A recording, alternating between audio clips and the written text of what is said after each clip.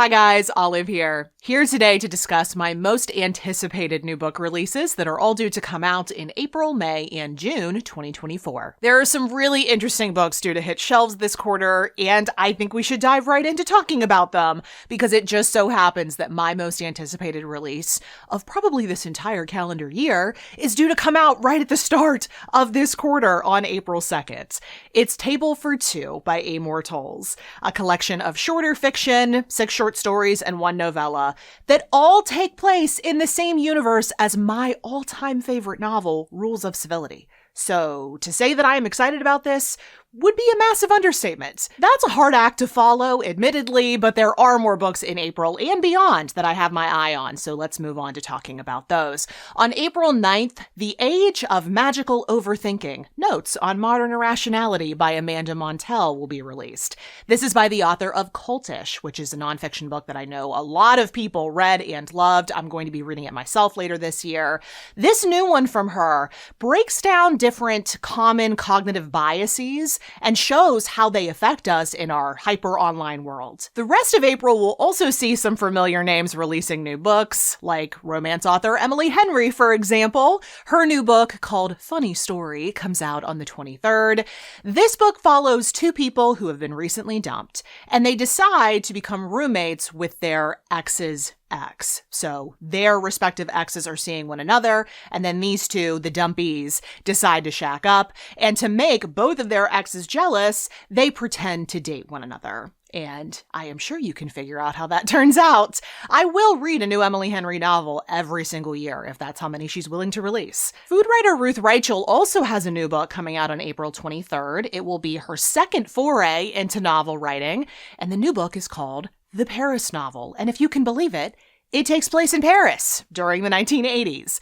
Following the death of her estranged mother, an American woman decides to honor her mother's dying wish to take a trip to Paris. She does, and she has a whole host of new experiences. This one sounds so sweet, so fun, just perfect for spring. And then finally, on April 30th, in time for Father's Day, The Demon of Unrest, a saga of hubris, heartbreak, and heroism at the dawn of the Civil War by Erik Larson will be released.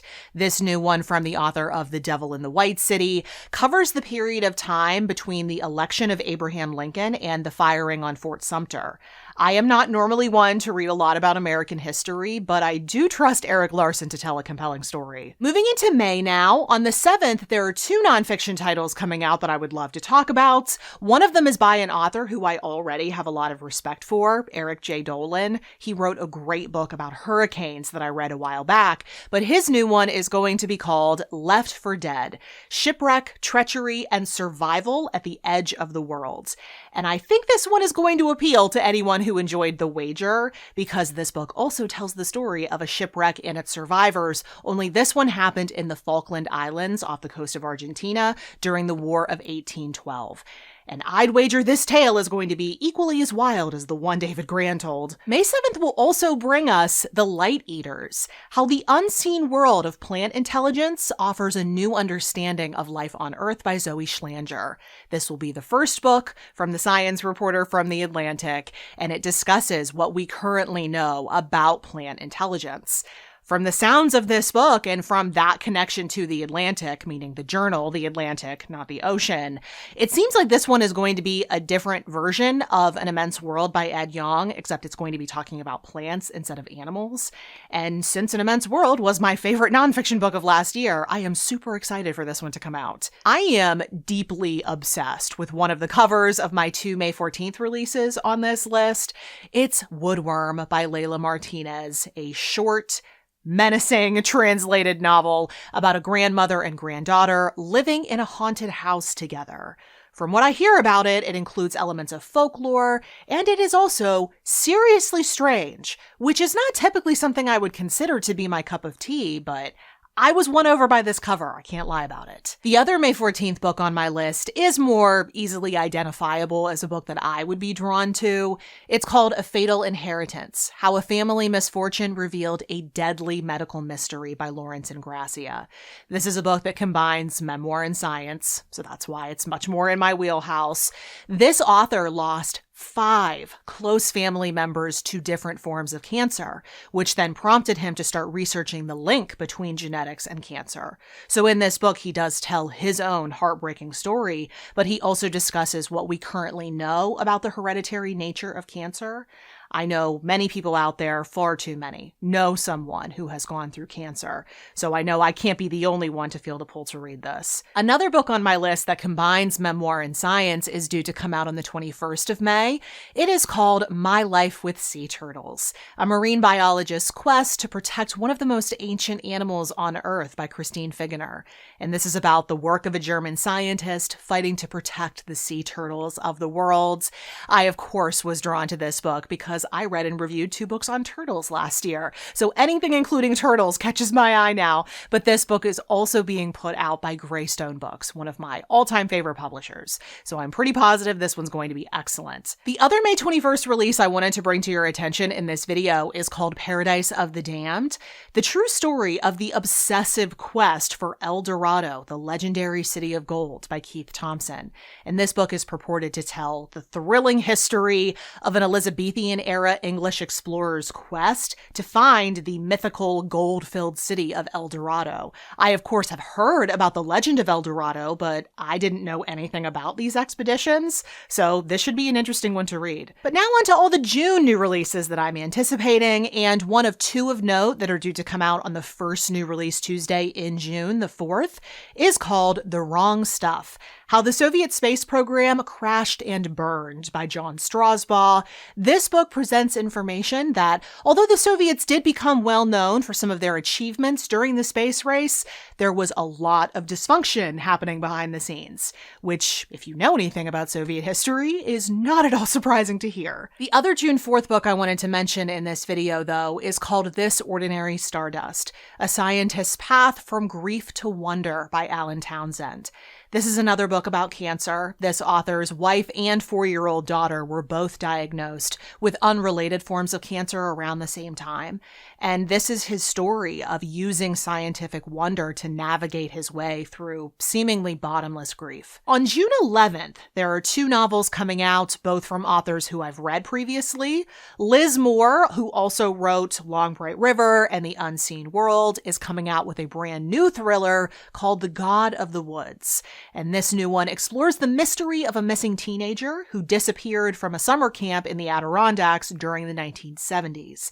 And anytime you put 1970s and summer camp in the exact same sentence, I can't help but think of The Interestings by Meg Wolitzer, which is one of my all-time favorite novels. So I probably would have been on board to read this even if I didn't already love this author. But Liz Moore will be sharing her new release date with Robin Sloan because he is putting out the next book set in the universe of Mr. Penumbra's 24-hour bookstore on the 11th, and it is called Moonbound.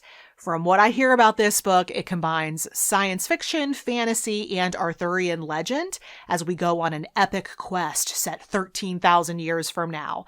Had this exact book been written by anybody else, I would most certainly be giving this one a pass. It's just not in my typical wheelhouse, but because it's Robin Sloan, because he always delivers a good time, and because I do love Mr. Penumbra's 24-hour bookstore, I'm committed to giving this one a try at some point. Since I loved All That She Carried, which is nominated for the inaugural Women's Prize for Nonfiction this year, I was thrilled to see that Taya Miles actually has a new book coming out on June 18th called Night Flyer: Harriet Tubman and the Faith Dreams of a Free People. And this is a book that confronts the myths of the American hero Harriet Tubman with the realities of who she likely was as a person.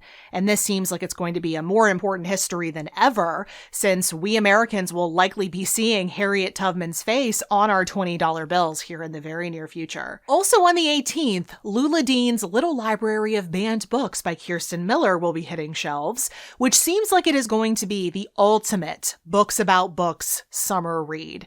It is set in a small southern town, and we see the battle of 2 different residents. One of them is trying to get so-called inappropriate books banned from public libraries, even though she herself has never read them. And then the other resident that we follow decides to start a little free library in front of her home so that people can get their hands on good books. perhaps even some banned ones. Hijinks ensue on both sides that will shake up this little town forever. This one sounds very topical, very currently relevant, but it also just seems like it's going to be a ton of fun. If this list for quarter 2 were to have a theme, if I would name the theme for this list, it would definitely be authors who I know and love releasing books that I probably never would have picked up otherwise because they're so far outside of my wheelhouse. But because I love those authors, I will entertain reading those books, because that is absolutely the case for this next book as well, that is due to be released on the final new release Tuesday of quarter 2, June 25th. It is Adventures of Mary Jane by Hope Jahren. Hope Jahren is the author of Lab Girl, which is one of my all-time favorite memoirs, but this book is something that I would have never imagined she would write. It's a young adult coming-of-age tale that retells Mark Twain. Mary Jane was a rather forgettable character from The Adventures of Huckleberry Finn, but in Hope Jaren's new book, she's the main character going on her own perilous journey across America. I've not even touched Huck Finn since high school, but I'll give it a reread if that means I can enjoy this book to the fullest. But the last new release of this quarter that I have my eye on is one that will not shock you at all if you know me well. It's called Cue the Sun, The Invention of Reality TV by Emily Nussbaum. And this is a book that discusses the origins of reality television, the now widespread genre of television. It's a cultural history that spans 7 generations. I love some reality TV myself. It's a pleasure I do not feel guilty about in the slightest. So this is one I will absolutely be picking up at some point. So those are all the books coming out over the next 3 months that I personally am the most excited to read. This is definitely not meant to be a comprehensive list though. We would be here all day, possibly all week, if I were to mention every single book coming out in April, May, and June. That being said, if you are really hyped about any books coming out in that window of time that I did not mention in this video, let me know what those are down in the comments. I would love to check them out. Also, let me know in the comments if any of the books I spoke about today struck your fancy. For your clicking convenience, I have listed and linked all of them in the description box below. And also in the description box, I've included a link to the video I made about all the books coming out in the previous quarter of 2024, just in case you missed that video, or if you want to go back and revisit it now that most, if not all of those books should be out in the world, ready to be read. Thank you so much for watching. I hope you're having a wonderful day. I'll see you in the next video. Bye.